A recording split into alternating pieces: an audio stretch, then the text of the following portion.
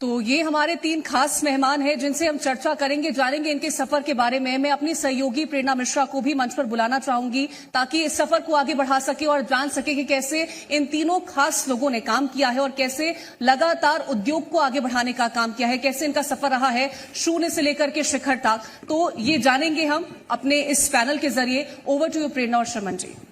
बहुत शुक्रिया कीर्ति। सर, आप तीनों का ही बहुत स्वागत है। सबसे पहला सवाल संजीव सर आप ही से है मेरा। इतना लंबा सफर आपने तय किया है, कोई ऐसा क्षेत्र नहीं है मुझे लगता है जो छोड़ा हो। स्वास्थ्य हो गई, शिक्षा हो गई, इंडस्ट्रीज हो गई, हर एक क्षेत्र में बेहतर काम किया है। शुरुआत कैसे हुई, कैसे लगा कि आपको शुरू करना है और ऐसा काम शुरू करना है जो अनंत हो? सबसे पहले जी टीवी का बहुत बहुत धन्यवाद, एक मौका दिया मुझे शर्मन के साथ बात करने का। हम पहले भी मिले, सेज यूनिवर्सिटी भोपाल में आप आए थे हमारे यहाँ, पिछली बार मूवी प्रमोशन में आए थे। एक कोशिश होती, मैं हमेशा कहता हूं अगर दिल से कोशिश करो तो ईश्वर भी आपका पूरा साथ देता है। मैंने इंजीनियरिंग करी थी, मैनिट है भोपाल से। जब मैं पढ़ता था, शुरू में पढ़ता था तो पिताजी गवर्नमेंट सर्वेंट थे, बोलते थे बेटे की एक अच्छा इंजीनियर बन जाए, कहीं नौकरी लग जाए तो बल्ले बल्ले।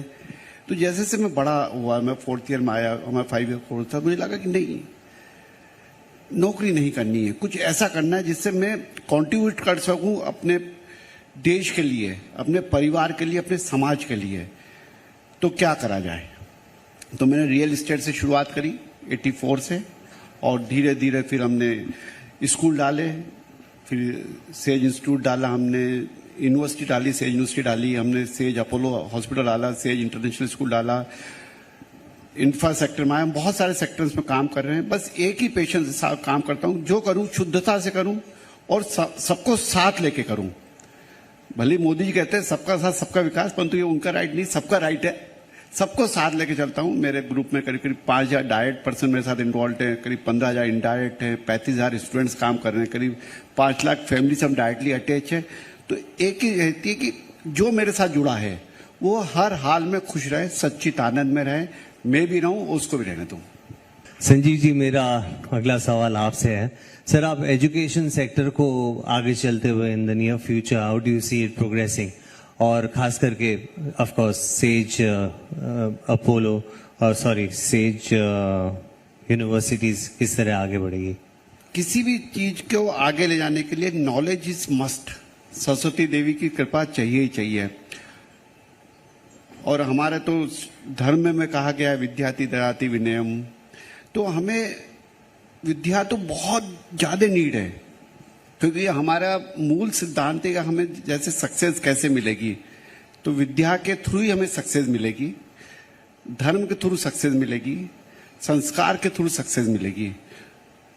आने वाला समय हमारे देश का है, भारत का है, कि हमारा देश का नेतृत्व ऐसे हाथों में जो हमारे देश को अलग लेवल पे ले जा रहा है। तो मैं सेज यूनिवर्सिटी इंदौर और भोपाल में 35,000 स्टूडेंट पढ़ रहे हैं, हम दूसरे स्टेट्स में जा रहे हैं, और मैं बाहर भी ले जाना चाह रहा हूं, क्योंकि हमारे सिद्धांत, हमारे मूल बाहर भी जाएं, तभी जाके हम अपने देश को ग्रो कर पाएंगे, अपनी संस्कृति को ग्रो कर पाएंगे। और सर, यही बात हेल्थ सेक्टर को भी लेकर के?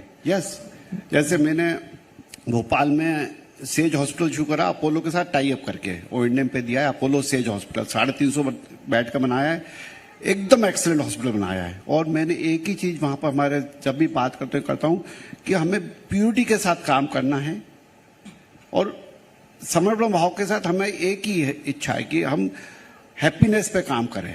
मैं हमेशा हैप्पीनेस इंडेक्स पे हर महीने काम करता हूं। हमारे पास जितने जन हैं, हर स्टूडेंट का हैप्पीनेस इंडेक्स जांचते हैं हम, भाई किस लेवल पे हो आप और किस लेवल पे आपको ले जाना है, आपको मार्कर तो पता होना चाहिए ना।